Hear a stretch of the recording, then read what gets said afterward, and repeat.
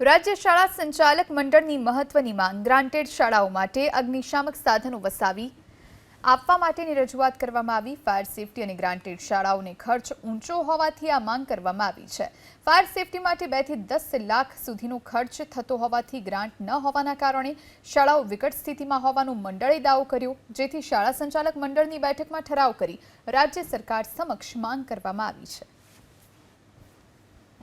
રાજ્ય સરકારે હમણાં ગ્રાન્ટેડ શાળાઓની અંદર સ્માર્ટ બોર્ડ આપ્યા, લેપટોપ આપ્યા અને એ રીતે સુવિધાઓ આપી, એ જ રીતે જિલ્લા પંચાયતની સ્કૂલોને પણ આપે છે।